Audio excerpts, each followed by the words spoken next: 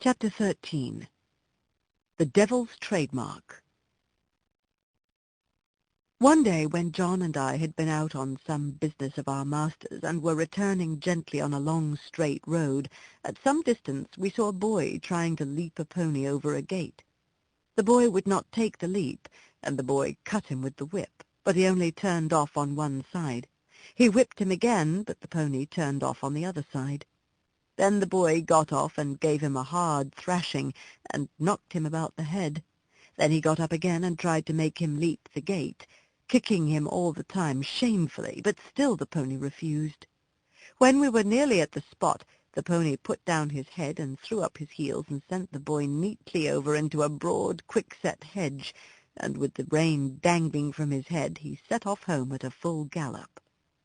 John laughed out quite loud. "Served him right," he said. "Oh, oh, oh!" cried the boy as he struggled about among the thorns. "I say, come and help me out." "Thank ye," said John. "I think you are quite in the right place, and maybe a little scratching will teach you not to leap a pony over a gate that is too high for him." And so with that John rode off. "It may be," said he to himself, "that young fellow is a liar as well as a cruel one. We'll just go home by Farmer Bushby's, Beauty, and then if anyone wants to know, you and I can tell him, you see." So we turned off to the right, and soon came up to the stackyard and within sight of the house. The farmer was hurrying out into the road, and his wife was standing at the gate looking very frightened. "Have you seen my boy?" said Mr. Bushby as we came up. "He went out an hour ago on my black pony, and the creature has just come back without a rider." "I should think, sir," said John, "he had better be without a rider unless he can be ridden properly." "What do you mean?" said the farmer. "Well, sir, I saw your son whipping and kicking and knocking that good little pony about shamefully because he would not leap a gate that was too high for him. The pony behaved well, sir, and showed no vice, but at last he just threw up his heels and tipped the young gentleman into the thorn hedge. He wanted me to help him out, but I hope you will excuse me, sir, I did not feel inclined to do so. There's no bones broken, sir. He'll only get a few scratches. I love horses, and it roils me to see them badly used. It is a bad plan to aggravate an animal till he uses his heels. The first time is not always the last." During this time the mother began to cry, "Oh, my poor Bill, I must go and meet him. He must be hurt." "You had better go into the house, wife," said the farmer. "Bill wants a lesson about this, and I must see that he gets it. This is not the first time nor the second that he has ill-used that pony, and I shall stop it. I'm much obliged to you, Manly. Good evening." So we went on, John chuckling all the way home. Then he told James about it, who laughed and said, "Serve him right. I knew that boy at school. He took great airs on himself because he was a farmer's son.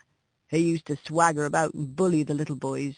Of course we elder ones would not have any of that nonsense, and let him know that in the school and the playground farmers' sons and labourers' sons were all alike. I well remember one day, just before afternoon school, I found him at the large window catching flies and pulling off their wings. He did not see me, and I gave him a box on the ears that laid him sprawling on the floor.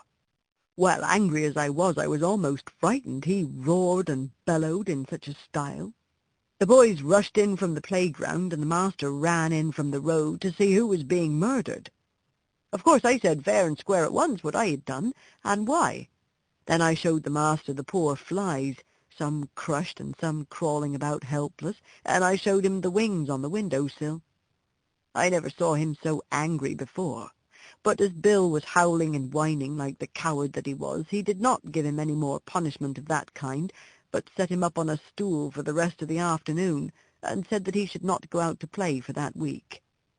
Then he talked to all the boys very seriously about cruelty, and said how hard-hearted and cowardly it was to hurt the weak and the helpless. But what stuck in my mind was this. He said that cruelty was the devil's own trademark, and if we saw anyone who took pleasure in cruelty, we might know who he belonged to, for the devil was a murderer from the beginning and a tormentor to the end. On the other hand, where we saw people who loved their neighbours and were kind to man and beast, we might know that was God's mark, for God is love." "Your master never taught you a truer thing," said John.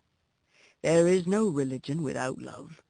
And people may talk as much as they like about their religion, but if it does not teach them to be good and kind to man and beast, it is all a sham.